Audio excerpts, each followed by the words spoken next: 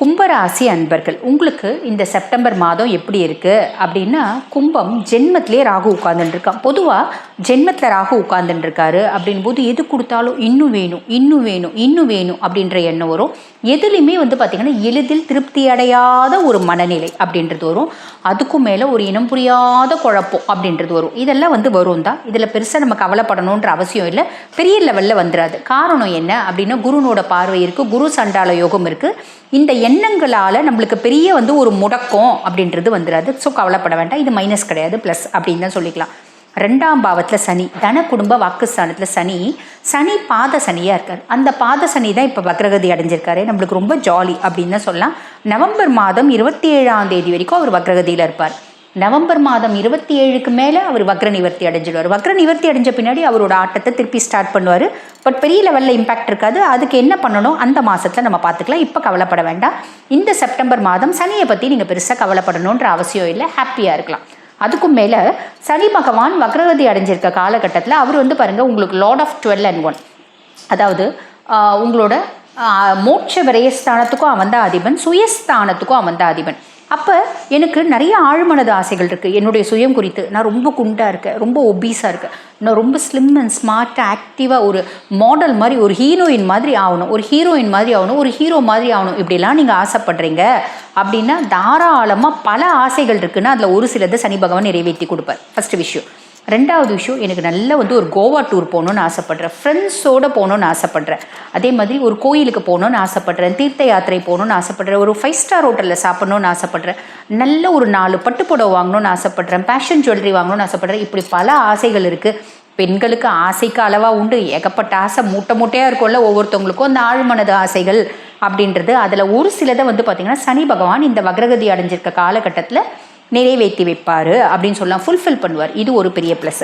அதுக்கும் மேலே குரு பகவான் 5ஆம் பாவத்தில் இருக்கார். அதாவது பூர்வ புண்ணியஸ்தானம் புத்திரஸ்தானத்தில் குரு.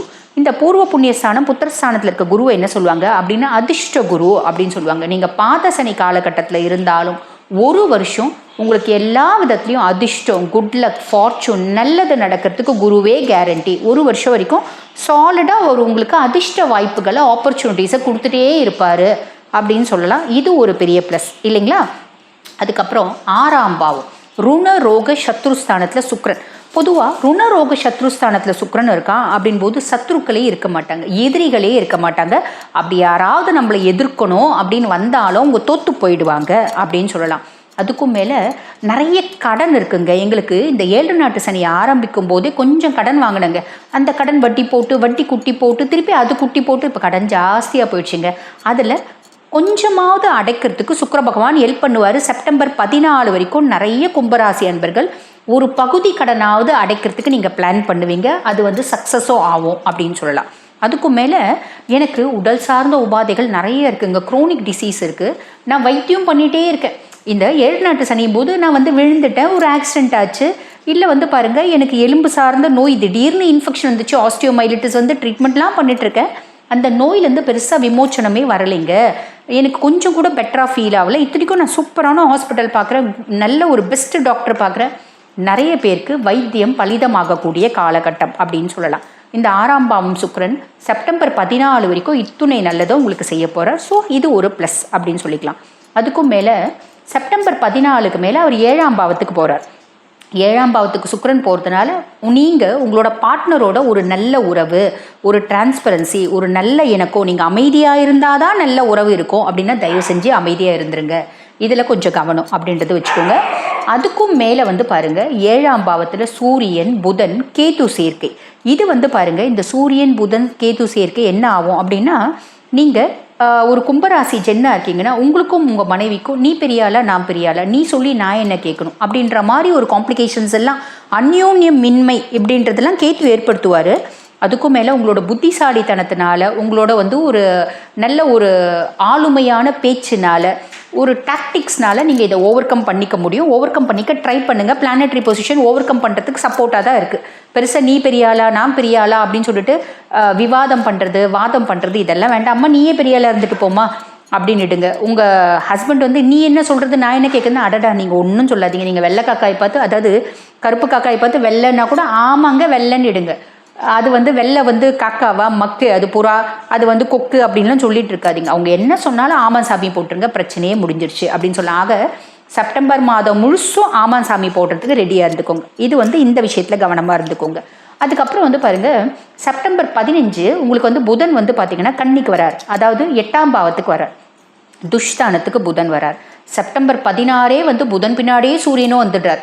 அப்போ செப்டம்பர் 16 சூரியன் ப்ளஸ் புதன் சேர்க்கை 8ஆம் பாவம் அஷ்டமத்து ஸ்தானம். அப்போ நிறைய வந்து பார்த்திங்கன்னா கும்பராசி அன்பர்களுக்கு அப்பாவுக்கு உடல் சார்ந்த உபாதைகள் வரத்துக்கு வாய்ப்பு உண்டு. அதே மாதிரி உங்களுக்கே வந்து பார்த்திங்கன்னா கண் சார்ந்த நோய், கண் பிரச்சனை, தலைவலி, மைக்ரெயின், இருதயம் சார்ந்த பிரச்சனை, நரம்பு சார்ந்த பிரச்சனை, எலும்பு சார்ந்த பிரச்சனை, இதெல்லாம் வரத்துக்கு வாய்ப்பு உண்டுங்க. ஏன்னா சனியினோட வக்ர பார்வை இருக்குது. அப்போ சின்ன சின்ன காம்ப்ளிகேஷன்ஸ் வரும்போதே உடனே வந்து பார்த்திங்கன்னா டக்குன்னு வைத்தியம் அப்படின்றது பார்த்துக்கோங்க. அதே மாதிரி என்னோடய முரட்டுத்தனத்தினாலேயோ, என்னோடய கோவத்தினாலேயோ, என்னுடைய ஓவர் ஆளுமையினால, பேச்சினாலேயோ, ஓவர் கான்ஃபிடென்ஸ்னாலேயோ ஒரு பிரச்சனையை நானே உண்டு பண்ணிக்கினேன். அந்த மாதிரியும் நிறைய பேருக்கு அமையறதுக்கு வாய்ப்பு உண்டு. ஸோ இதெல்லாம் கவனம் அப்படின்றது வச்சுக்கோங்க. செப்டம்பர் 13 வரைக்கும் அந்த 8ஆம் பாவத்தில் செவ்வாயும் இருக்கான். அப்போ சின்ன சின்ன ஆக்சிடென்ட், சர்ஜரிஸ் இதெல்லாமும் வரத்துக்கு வாய்ப்பு உண்டு. ஸோ ரொம்ப சிம்பிளுங்க.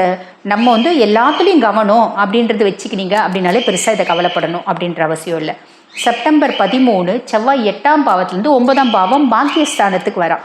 அப்போ பாக்கியஸ்தானத்துக்கு வரக்கூடிய செவ்வாய் செப்டம்பர் 13 ஏதோ ஒரு விதத்தில் ஒரு குட் லக், ஃபார்ச்சூன், நல்லது, அதிர்ஷ்டம் அப்படின்றத ஏற்படுத்துவோம். அதுக்கும் மேலே குருனோட பார்வை இருக்குது அப்படின்றதுனால குரு மங்கள யோகம் அப்படின்றது இருக்குது. இது எல்லா விதத்துலையும் நம்மளுக்கு ப்ளஸ் அப்படின்னு தான் சொல்லலாம் செப்டம்பர் 13. அப்போ இந்த செப்டம்பர் மாதம் முழுசும் நம்ம சின்ன சின்ன விஷயம் சொல்லியிருக்கேன். அந்த சின்ன சின்ன விஷயத்தில் ரொம்ப எச்சரிக்கையாக இருங்க. ஓவர் கான்ஃபிடென்ஸ் வேண்டாம். மனைவி கிட்ட நீ பெரிய ஆள், நான் பெரிய ஆள், நான் தான் பெரிய ஆள் அப்படின்ற போட்டி வேண்டாம். அதே மாதிரி முரட்டுத்தனம் அப்படின்றது வேண்டாம். ஆரோக்கியத்தில் கவனம் அப்படின்றது வச்சுருக்கீங்க அப்படின்னா இந்த விஷயத்தை மட்டும் நீங்கள் ஃபாலோ பண்ணிங்க அப்படின்னா செப்டம்பர் மாதம் ரொம்பவே இனிமையான மாதமாக அமையும். வாழ்த்துக்கள். இப்போ நான் சொன்னது வந்து பார்த்திங்கன்னா உங்கள் ராசிக்கான பொதுவான பலன். இந்த பொதுவான பலன் முழுசும் நடக்குமா? உங்கள் சுயஜாதகம் எடுத்துக்கோங்க. சுயஜாதகத்தில் என்ன தசை நடக்குதுன்னு பார்த்துக்கோங்க. தசநாதன் நல்ல பாவத்தில் இருக்கானா, அப்படி நல்ல பாவத்தில் இல்லை அப்படின்னா கூட குருனோட பார்வை இருக்கா, என்ன புத்தி இருக்குது, புத்திநாதன் நல்ல பாவத்தில் இருக்கானா, இதெல்லாம் நீங்கள் வெரிஃபை பண்ணிக்கிறீங்க அப்படின்னா 100% உங்களுக்கு என்ன பலன் வரப்போகுது நீங்களே தெரிஞ்சுக்கலாம். அதுக்கும் மேலே இல்லைங்க, எங்களோட சுயஜாதகத்தை நாங்கள் ஒரு முறை அனலைஸ் பண்ணிக்கணும்னு விருப்பப்படுறோம், உங்ககிட்ட நாங்கள் வந்து பார்த்திங்கன்னா அனலைஸ் பண்ணணும், பேசணும் அப்படின்னு விருப்பப்பட்டீங்கன்னா நான் பேசிகிட்டு இருக்கும்போது என்னோடய வாட்ஸ்அப் நம்பர் டிஸ்பிளேயில் கொடுத்துருப்பாங்க. அந்த வாட்ஸ்அப் நம்பருக்கு கால் பண்ணி அப்பாயின்மெண்ட் ஃபிக்ஸ் பண்ணி என்கிட்ட பேசி. கோயம்புத்தூர், மதுரை, திருச்சி, பெங்களூர் இங்கே இருக்கவங்களும் எங்களை நேரடி வந்து பார்த்து ஜோதிட ஆலோசனை பெறணும் அப்படின்னா நான் பேசிகிட்டு இருக்கும் போதே என்னோட வாட்ஸ்அப் நம்பர் டிஸ்பிளேயில் கொடுத்துருப்பாங்க. அந்த வாட்ஸ்அப் நம்பருக்கு கால் பண்ணி அப்பாயின்மெண்ட் ஃபிக்ஸ் பண்ணி என்கிட்ட நேரடியாக அந்தந்த ஊரில் வந்து சந்திக்கலாம். தேங்க்யூ.